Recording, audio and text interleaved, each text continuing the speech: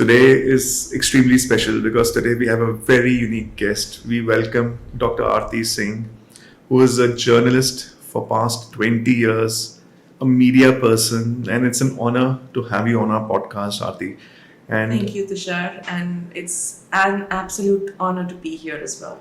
well, I am so sincerely happy to be with you on this podcast because you're the person who has interviewed Amitabh Bachchan, Shah Rukh Khan, A.R. Rahman, Roger Moore, and people, Pierce Brosnan, favorites of the world. And today we are here on this podcast with this conversation. It is extremely great. I'm happy for a change. I'm being interviewed. I didn't have to do the hard work. So tell us something. So first question, because 20 years in media and you have done stories, you have discovered so much and you have so much to share. My first question to you, when I see a person like you, why and how in Chandigarh? It's very hard to find, that quality in Chandigarh. So just a small correction, not a correction really, and probably in that will be the inherent answer. I started working when I was 16. Oh. So it's actually been, I'm confessing my age on air, it's been about 30 years now. And when you start working that early, one is grateful that you end up getting so many opportunities to discover people, to discover the world, and to learn new things. And I wanted to slow down a bit. I wanted to take a back seat and reassess where am I headed? What is it that I'd like to do? I was always interested in cinema, and I did my master's in mass communication from Jamia. And then I decided to pursue a PhD in film studies, much to the delight of sarcasm of relatives who said, "Film to dekhte hain, padhta kaun hai?" Film to tab dekhte ho jab padhna nahi hota hai. I said, "Haan, mujhe yehi karna." So, and then family reasons brought me to Chandigarh, and so I've been here about 12 years now. Lovely. And you just mentioned you wanted to slow down while this city is now pacing up. Is it? So it is. I'm telling you, I have been in this city for the last 20 years. I've seen the change this city has. I honestly feel this city is now getting on that benchmark. It is no more just a small city. I don't know how your reviews are on that. I firmly believe cities aren't small. Cities are a conglomerate of its people. Yes. It's probably the life that is big or small, people that are big or small. You talked about, the city pacing up, but it's very important to assess in which direction. In which direction? You can be running, but you've got to be very careful that it's not a rat race. Yeah. What direction we are in? I think we're on the cusp. Chandigarh today is where the metropolitan cities of Delhi and Mumbai were, say, 15 years ago. It's very aspirational, I will not deny that. And I think in a way it's good because that aspirational nature will let Chandigarh decide where it wants to be. Whether it wants to be on the surface or it actually wants to deep dive.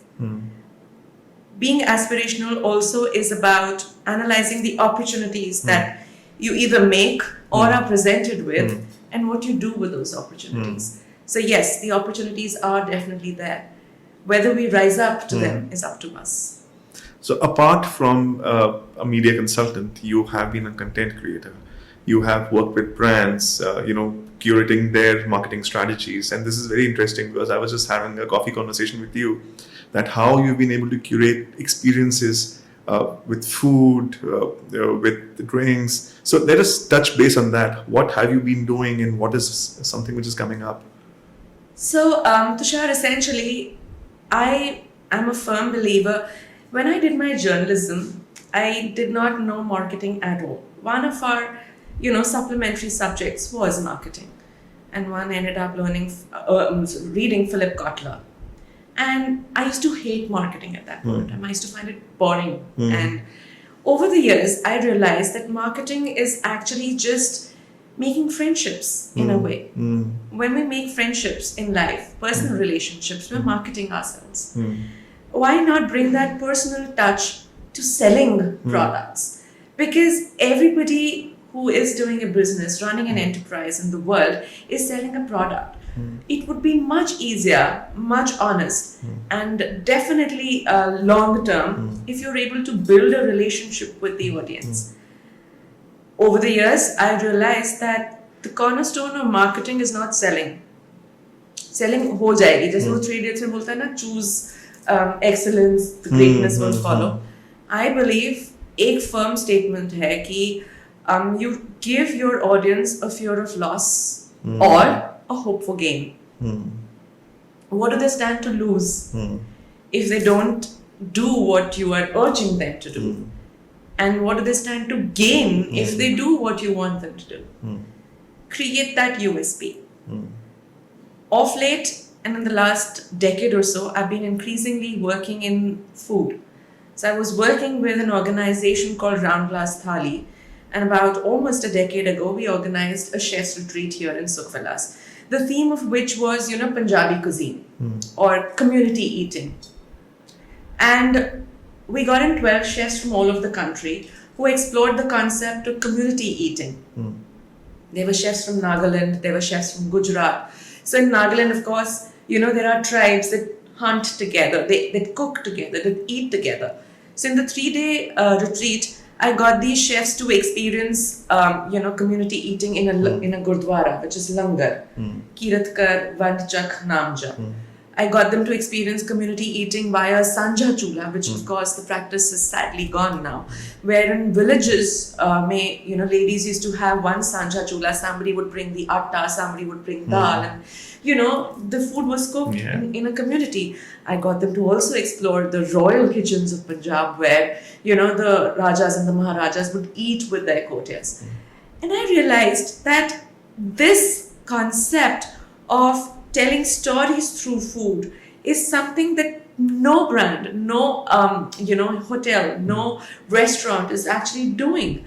You're just mass producing products. So far, I have reframed. I'm not saying that I have not done it. I have a house to run, so sometimes commercials make me work for QSRs also.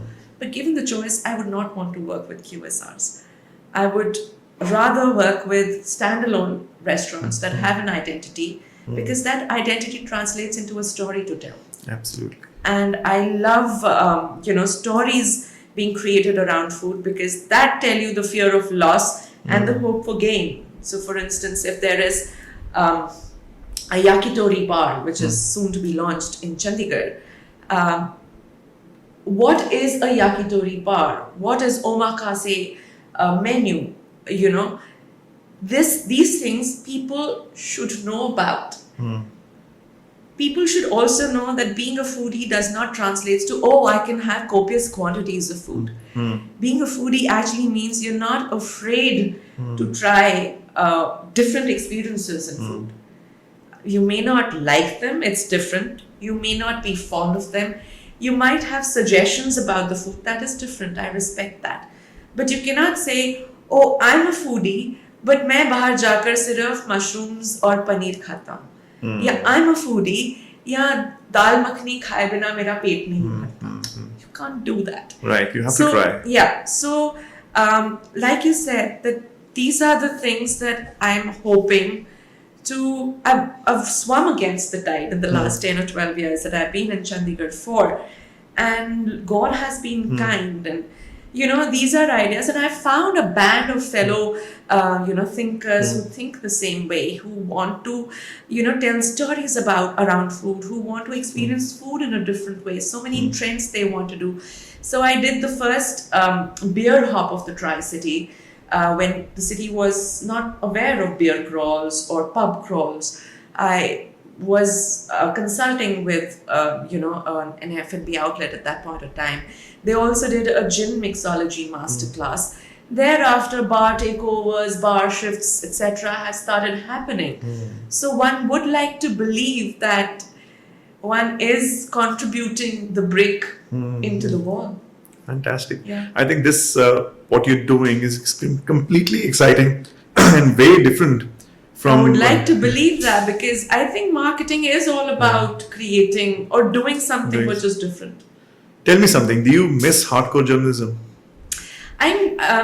See, I'll be very honest with you. Journalism gave me a life that I had never envisaged I would have. I was studying science in my school, and everybody in my family thought that I would become a medical professional. I sat for the medical entrance tests, got through them, but then I realized I didn't want to spend 15 years studying. So the next stop, I wanted to be an architect, but my math was terrible. And so I missed the bus there. And one fine day, my dad and I, we were doing the rounds of the colleges at Delhi University. I went to Lady Shri Ram College, and I found it a little too snooty for my liking. Or went to another college, Kamla Nehru, which became my alma mater. And I appeared for the journalism entrance test, and I maxed it. And I was like, "Chalo, ye karke dekhte hain." During my graduation, I did an internship with The Statesman. It's not a paper that many would have heard of, but it's a paper that I joined because my grandfather used to read only that. And he said, I'm probably one of the 100 people that read the paper, just 100. And I was very intrigued because it was probably the only functioning paper that had survived pre-independence times and continued. So I did my internship, and I realized that I'm meeting a lot of people, but this quest for truth, what is happening, telling the real picture, was something that I was really intrigued by. Cut to, after my master's, I interned with a production house, and we used to do, documentaries for international channels, National Geographic, Fox, International Herald Tribune, etc. I went to Kargil 1 year after the war. I did not tell my mother that I'm going to Kargil. So the theme of my documentary was the Indus Valley Water Treaty. And I researched a lot about it, and the proposition was that wars all over the world are not being fought on land or for land. They are being fought for water. Water is going to be the gold of the future.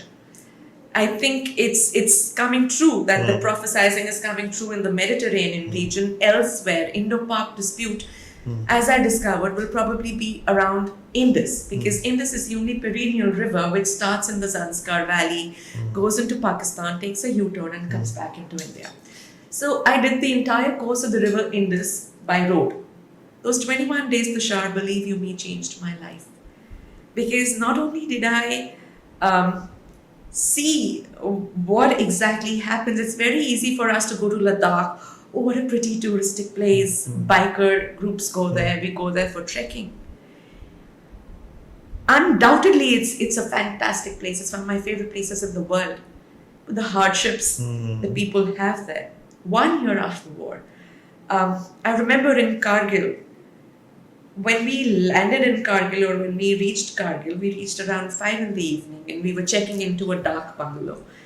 And as we were checking in, getting comfortable with our rooms, the caretaker comes and says कि खाना 7 बजे खा लेना है क्योंकि 8 बजे shelling हो जाएगी और लाइट्स ऑफ हो जाती है.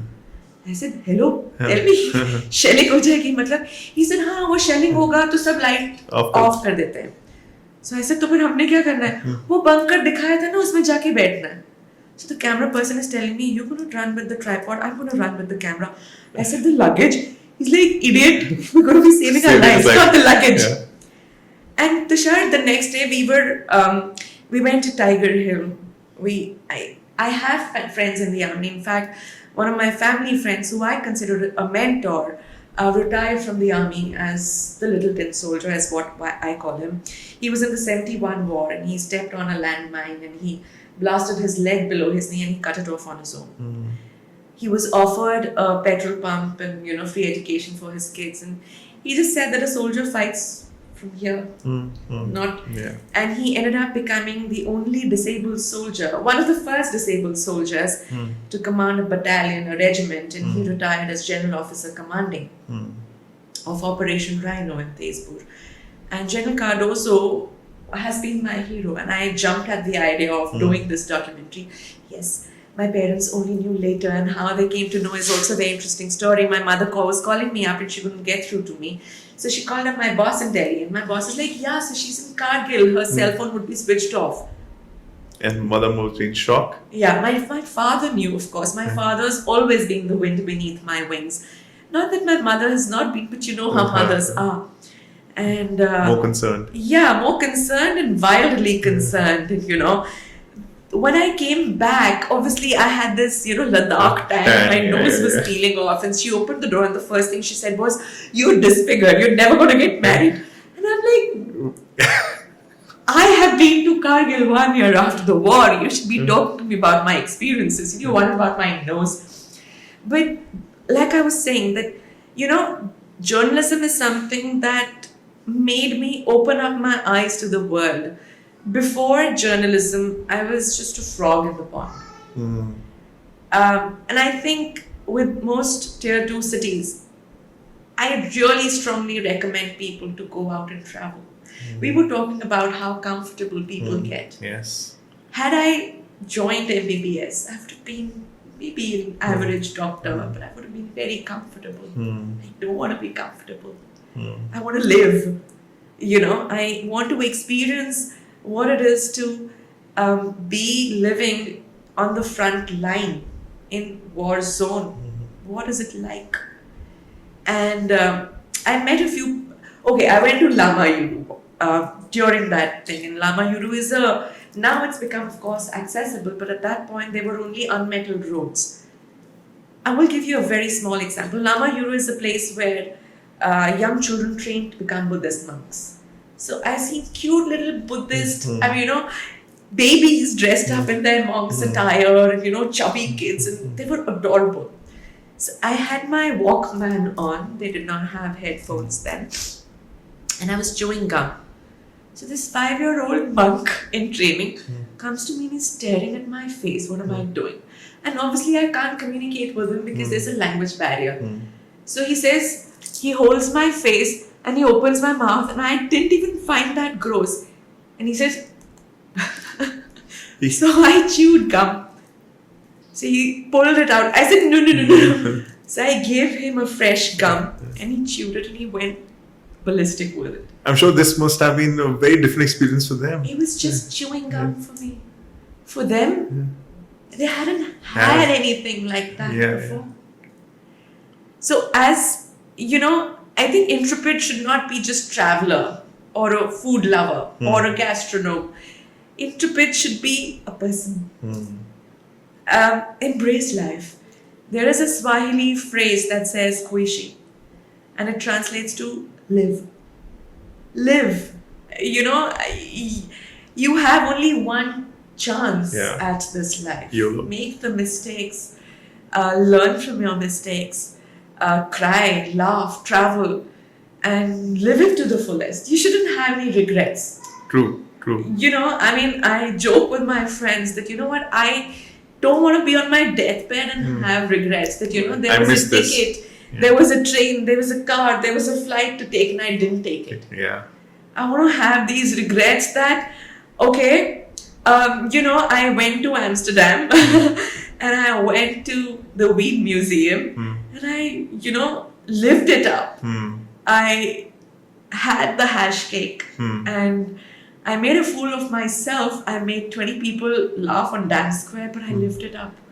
Maybe that person, maybe at least one person would remember that there was this weird woman who came from India and she had hash cakes and she bathed at the fountain at the Dance Square. I don't mind that. So journalism gave me that thrill, but it also gave me a very bad habit of not having any regrets and just going for it. Never miss the moment. Absolutely never do it. Tell me more about journalism. You have disclosed stories which were national news. So you want to touch base on that? Without taking names, why not? So I'll give you an example. During my internship, I was asked by the crime reporter. So when you're doing your internship, you're interning with different departments of your newspaper. So within crime, we had a crime reporter and he said, Aarti, tomorrow meet me at this and this time, this and this place, I'll come and pick you up. So I said, but sir, where are we going? What's the story? Rule number 1, a crime reporter never questions where they have to be. They keep their mouth shut, only their eyes and ears open. I said, okay. So I went to, this was the British Council Library at that time in Delhi, and at the appointed time. And then there's a yellow Mitsubishi Lancer which comes and it slows down and it has dark tinted glasses. So I stepped back a little. I got a little nervous. So the window was rolled down and my boss was sitting inside, my chief reporter. So we went to meet a certain underworld don in Delhi. And I didn't know that this was happening. We went through some bylanes of old Delhi. We met him. And how we met him, Tushar, is also really funny. So he had these various curios. We were waiting in his waiting room or his dining room or drawing room or whatever. And there was this knife which was encrusted with real emeralds. And I was looking at it and in comes this 5 feet nothing man. And he says, "Aapko pasand hai to aap leke ja sakte hain." And I saw him and I did not even stand up. Because I was rooted. I was scared. Come on. I was 18, you know. I didn't want to meet an underworld don. I recognized him, of course. And then I realized that, you know, you can neither be scared nor be awed by people who are in the public sphere. So I had met Shahrukh for the first time when I was producing a show called Jeena Isi Ka Naam Hai at NDTV. Then I met him later on during my tenure in CNN IBN. And I will give you an incident. This is one incident which is closest to my heart. In fact, at NDTV also. So a lot of people think Richard Gere kissed Shilpa Shetty first. No, sir, that was me. Because I was, so like you have a woman, very sweet girl behind the camera. I was also behind the camera with a camera person because I was just an assistant at that time. And Richard Gere was being interviewed by Dr. Roy. And I was really nervous and, you know, I was fumbling and, you know, whatever. I was really nervous. So Dr. Roy joked, so Richard, we have somebody who's like the baby of the family and she's really fond of you. Which one? So he puts his glasses on the tip of his nose, character. The way he used to. Come here, you. Come here, come here. So I went there and he just hugged and kissed me. And I was like, okay, I'm not taking a bath for 3 months hereafter. But thereafter, you know, Dr. Roy called me to his room and he said that, how was it? And then, you know, I said that, how can you not be nervous? How can you not be excited? He said, because if I am, I'm not doing justice to my job. I will never be able to ask questions that might be hard questions for them to answer. And he said that the only hero in your life should be either you or the person that you're doing the work for, which is the audience, which is the person that's watching you represent them. You are asking questions on their behalf of them. So that taught me never to be scared. And therefore, when I, you know, without naming the person or the case, there was a very high-profile case for which one of my stories ended up becoming evidence in a court of law. I must confess, I was very sleepless at that point of time when I was preparing to collect that evidence. But once I did it, I felt a huge sigh of relief. My parents were very concerned that, you know, are you sure about this? I said, you know what? This is actually making a difference. You know, when you put your safety and liberty aside and you take that step, it takes courage. I think courage is not something that motivates you. Once you're convinced that this is the right thing to do, courage or lack of it is immaterial. My dad always used to say it. So I have a fear of heights, which I'm trying to overcome. And despite having a fear of heights, I know this, that on my next birthday, I'm going skydiving. My dad used to say it. I told him once that, okay, this is what I'm doing, but I'm very afraid. So he said, so do it afraid. Do it. Do it. Yeah. And it was a very small statement, but it stayed with me, Tushar, because nobody is going to know that you did it afraid as long as you did it. People are only going to know that you're afraid when you chicken out or when you when back you don't out. do it. Yeah, agreed. Yeah. This is going to remain with me. And you will realize that, you know, even if you're afraid, bit by bit by bit, that fear is going to go away. It is. And it's very important for me to be convinced about something. It takes me some time, perhaps. Yes, I may have made impulsive decisions and choices also. But once I decide to do something, I don't think twice. When was that moment you decided no more mainstream journalism? Okay, you're making me confess a lot of things. Not mainstream really. I realized after starting at CNN IBN, there was a plethora of channels. The satellite boom had happened. Everybody was doing everything for the race for TRPs. Everything was being passed off as journalism. Okay, it's a personal choice, but I did not want to go to XYZ's wedding and cover a wedding. He's getting married, for crying out loud. He has the right to get married. How is it national news? How is it affecting your life? How is it affecting, the way a country is being run? Let them be. And because of the plethora of channels that had suddenly sprouted, everything was being covered in the garb of film journalism. It had become yellow journalism. It had become page 3 journalism. That was getting very boring for me and frankly a little demeaning, if I may say so. I'm all for getting to know a star, but I'm not for running after them when they're saying, I need my privacy here, don't follow me, don't take my pictures. Why should you even want to do that? That was one reason. And the second reason was, of course, I wanted to reassess where I wanted to be. I continue to interview film stars, celebrities for the print journalism that I do. I write for a lot of publications in India and abroad on films and, filmmakers, actresses, and I still don't call them celebrities.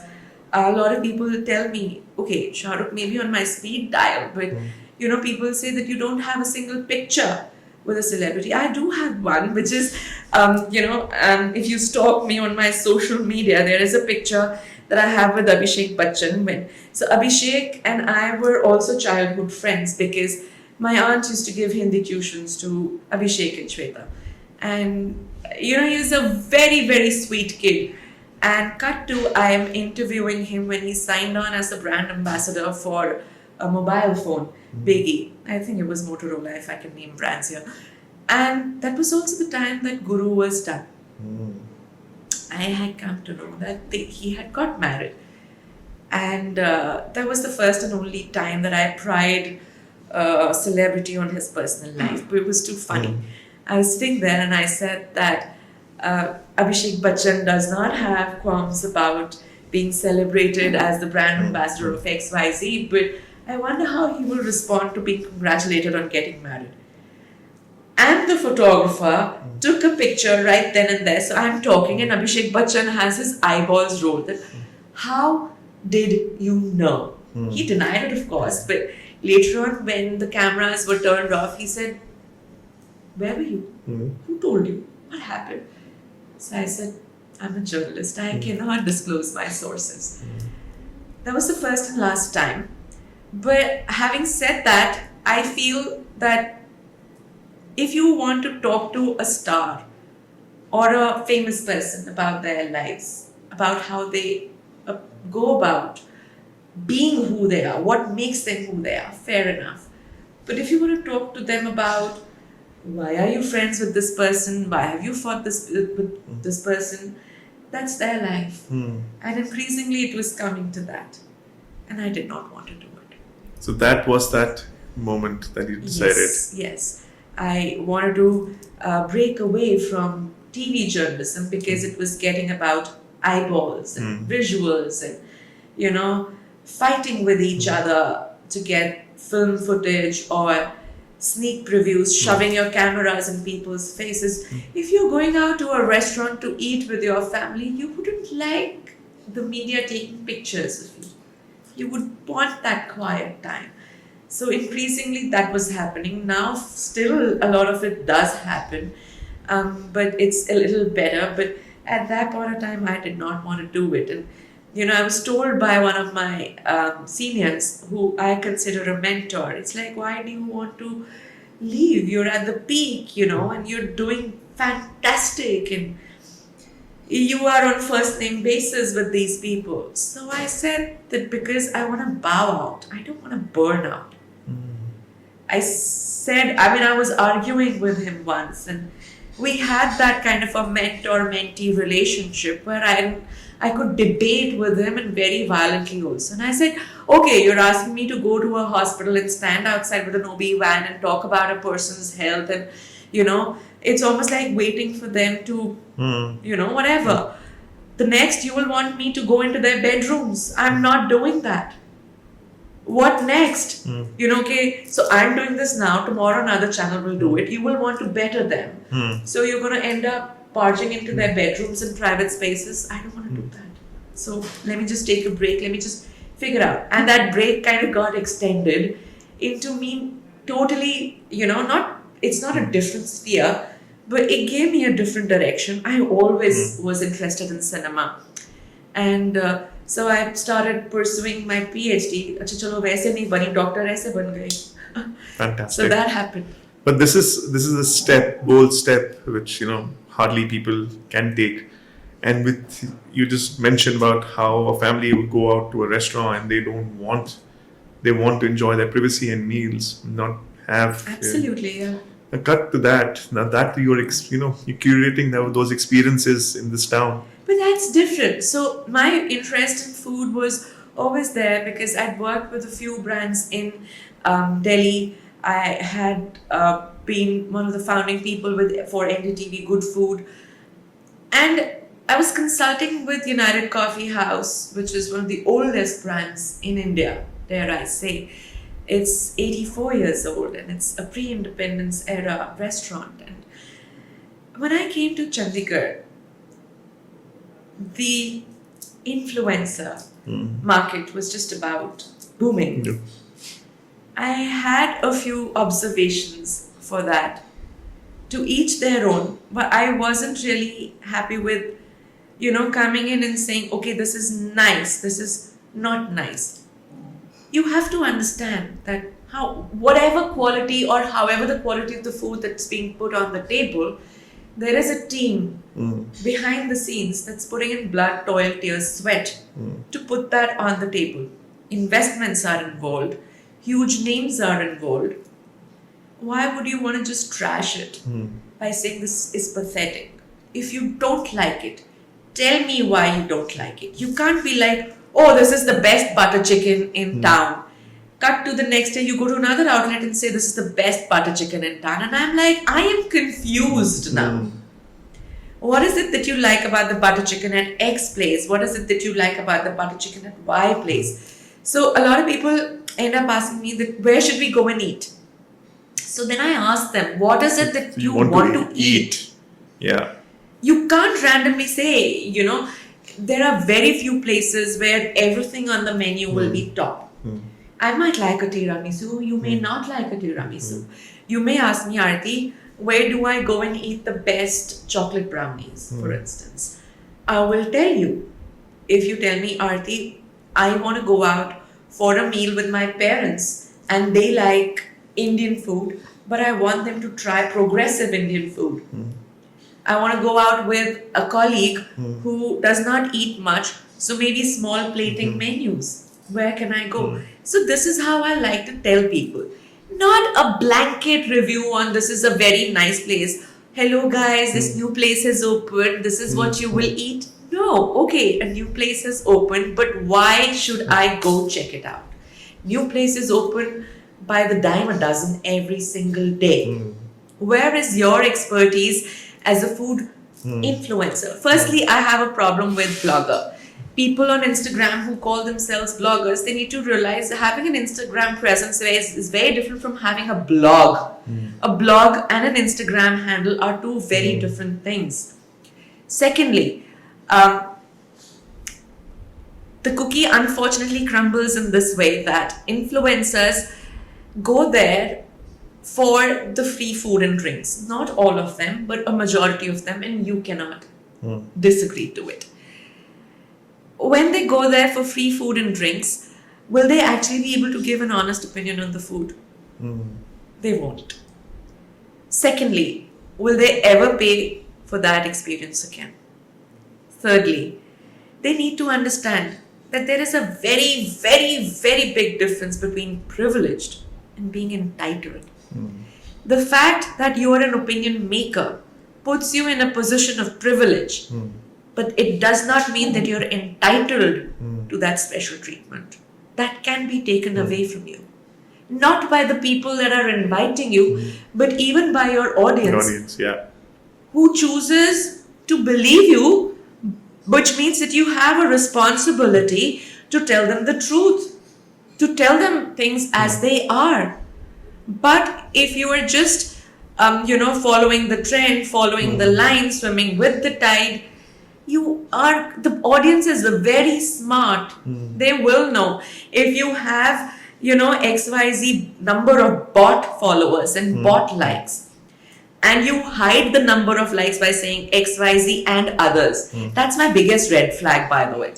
Okay, you can have low engagement, but I often get clients who will be like, हमें ना इतने followers वाला influencer चाहिए. So I open the profile and I say, ठीक है, 6 million followers हैं. Look at the impressions.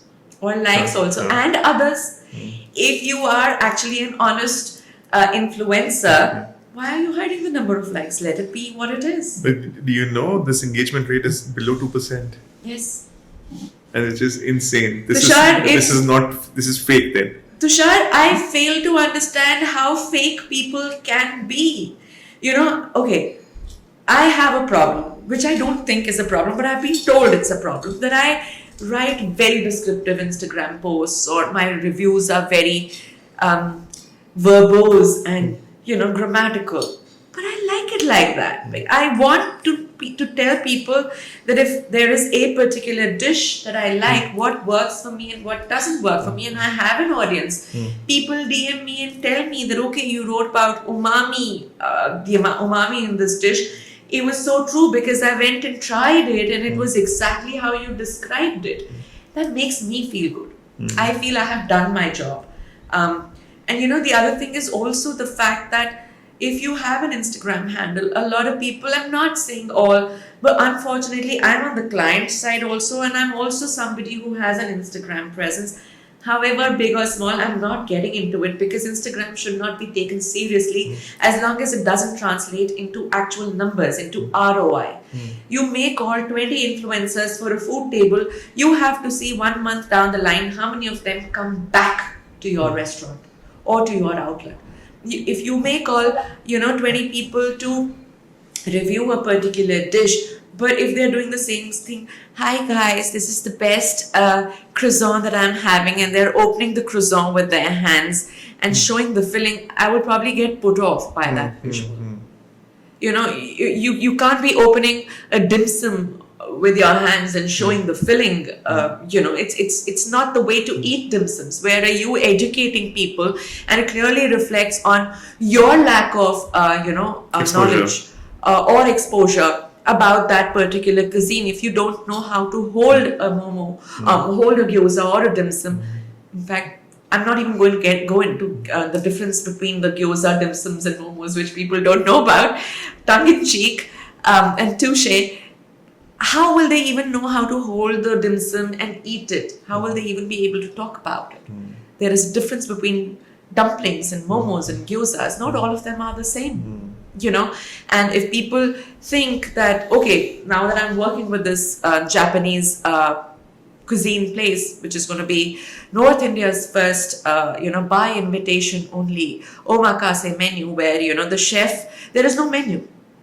The chef makes what he wants to make for you. You, of course, tell him your basic food preferences, your allergies, etc. But what is omakase? The Japanese take their food very seriously. For them, food is a form of worship also. So we're opening that. And I'm very, very clear about it, that people should come and experience it and not take pictures. The chef has requested me, Aarti, when you get in people, please ask them to leave their phones. I said, but they'll need to take pictures. He said, then they can take pictures in airplane mode. I'm not having them answering calls or whatever because I want to talk with them. I want to give them that experience. So as somebody who is curating these experiences, um, I have been privileged enough to have traveled. A lot of people in the city would have also traveled to a lot of places, and I want to ask them, what is it that you remember the most? Your post, or the pictures that you took, or the experience and how it made you feel? Enjoy that. The post will happen automatically. Correct. I think you've summed it up very nicely, and it's very true about these influencers that Yes. जो आपने दो बातें की, one is how we founders also think garbage in, garbage out. So we have to be very careful about what we want.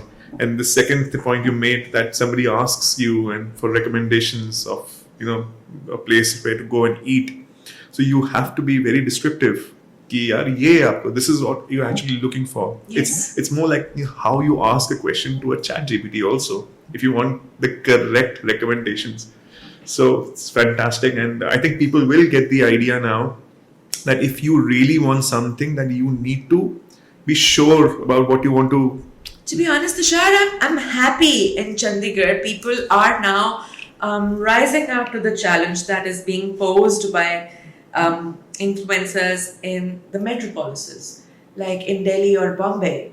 People are looking at them, even if it's for totally twisted reasons. ये मेरा competitor है, ये है, मुझे ऐसे करना है. I hope it propels them in the right direction to want to raise their standards too. You can't be the Indian crab anymore. You cannot pull someone down because it's not going to last. I think the conversations are so interesting. We can go on and on and on. I would love to, yeah. Maybe we can do a part 2 if I haven't bored the audience. We will do that. Adequately, We will do that I would love that. after you get your restaurant in place. Oh yes, you must come and experience it. It's going to be a completely different experience. Every 2 months, the chef is changing the menu. A lot of people I brought up that because I invited a few influencers, and they said, but you know what? I had sushi in some place and I did not like it. So I said, we're not doing sushi. And she said, but isn't this Japanese food? So I said, do you think Japan mein sirf sushi khate hain? And she says, हाँ, noodles bhi khate hain. And the chef surprised us with 5 desserts, including one which was just made with 3 ingredients: ice, cherry compote, and whipped cream. That's it. So I think this exposure level you are going to curate for us. I would love to, and I think I'm honored and privileged, and it's a huge responsibility. And I'm happy that people are welcoming it, and not screwing their noses at. A lot of my friends, when they go out to eat with me, they're like कि हम तब जाएंगे जब हमें बहुत ज़्यादा भूख ना लगी हो. We will go when we want to nibble, when we want to try stuff. Because जब भूख लगी होती है, then you're focusing on filling your belly. But going with you, we feel that we need that time that you can explain things to us. You can talk to us about the stories around the food. And they like it. Touch wood. I have a good set of friends. Excellent.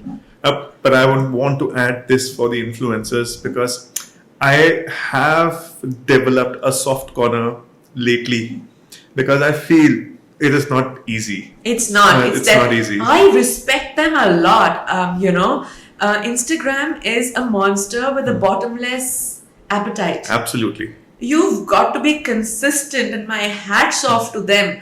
Having said that, I am still a sucker for quality over quantity. It's not like there are several influencers who will just post for the sake of posting. There are a lot of bar takeovers, bar shifts happening. Well, what is the purpose of those bar takeovers and bar shifts? It's not to get drunk. It's to actually interact with people who might be coming in from different parts of the country. There are a lot of, there's one specific property in Chandigarh that is doing a lot of, F&B takeovers, bar takeovers, etc. Bingo. But what I am missing is probably interactive sessions between who is coming in, the audience that's going to be drinking or sampling their food. I'm missing the fact that the chefs that are coming from outside of Chandigarh or the Tri-City, They ought to understand what will be the peculiar palates or the tastes of the people in the city. What do they like to have? What do they appreciate? What do they don't like? And maybe have a few master classes and working on it. There will be a lot of things, hopefully, that I will be able to do, and I'd love for you to be a part of them as well. Oh, definitely. I'd love to come and experience because this is very new and this city needs. It's an idea whose time has come, as the cliche goes. Lovely.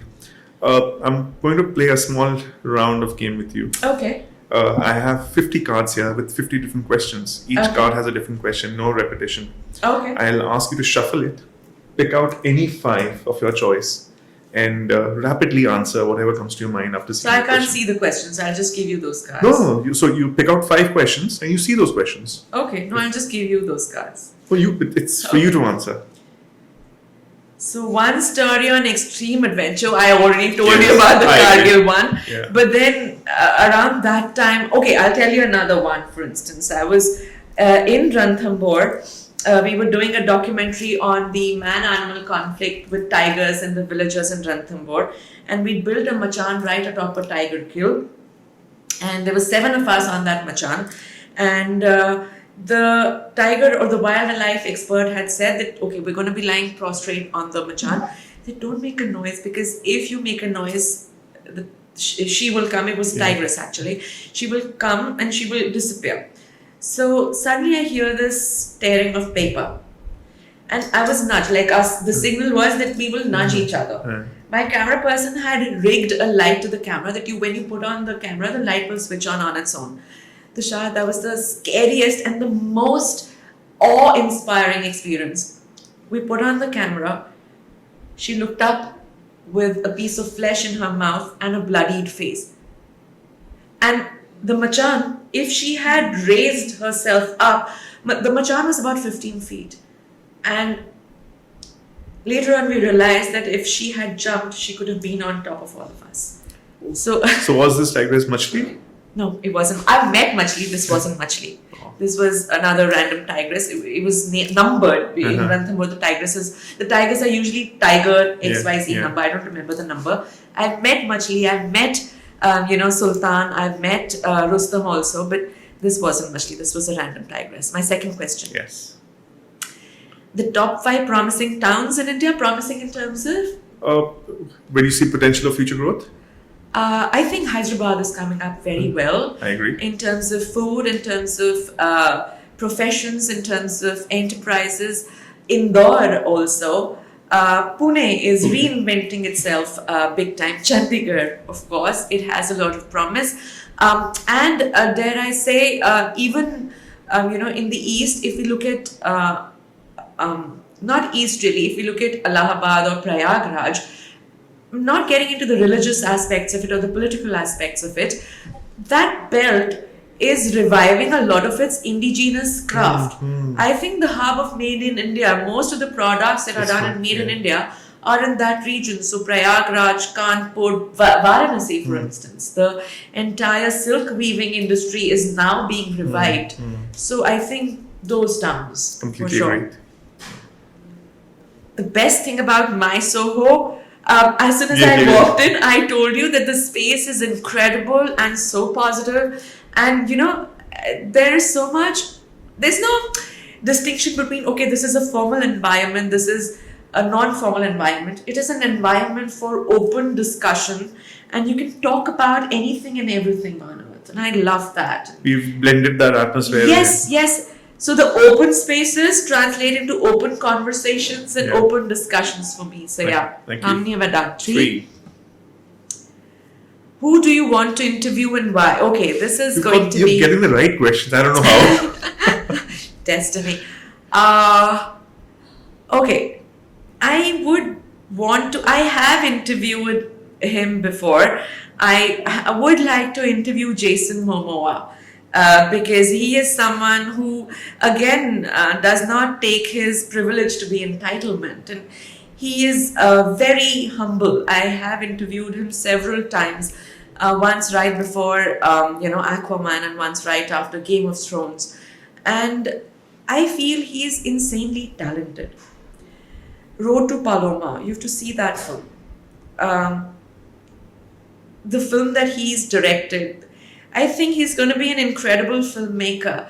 The kind of adventure he does, he's close to nature. He is very, very answerable to his roots. He's very rooted, and yet he's somebody who's very fun-loving.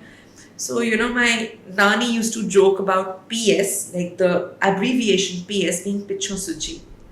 That's supposed to be a trademark of Punjabis, and I shared that with him, and he's like, yeah, I'm an honorary Sardar.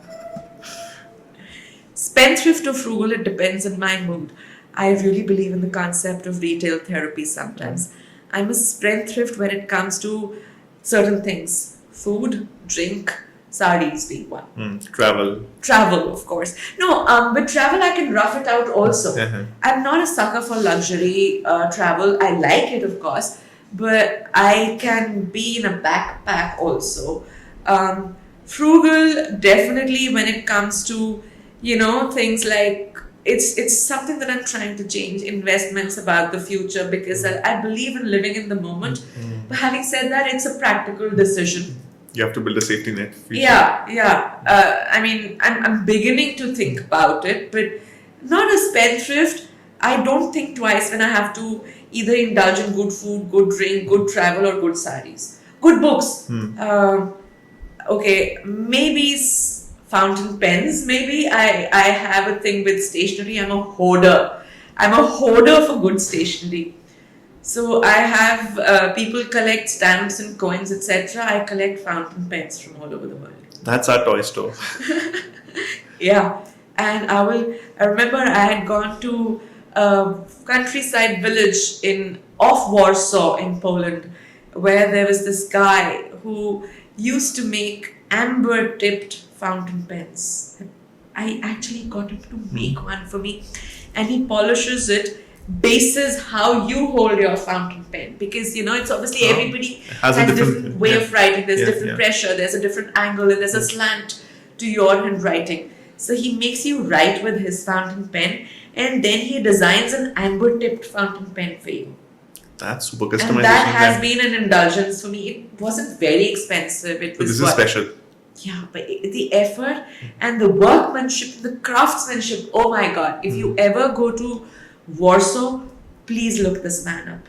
Definitely. So that's my 5 questions done. I think in the next podcast, I'll make you go through all the 50. That would be fun. I would be loving to do that. Yeah. But Dr. Aarti, thank you so much for coming. Thank you for the opportunity, and thank you for the honor. It has been a tremendous morning. Thank you. Had a lot of fun. And good luck for your new curation. Thank you very much. And I think more than luck, I would probably need a lot of courage and fortitude. That you have. That you already have. More of it. But one can always be greedy for more courage and fortitude. So probably we'll see you at a meal table very soon. Definitely. I'm looking forward to it. Thank you for coming. Thank you for your time. All the best. Thank you guys.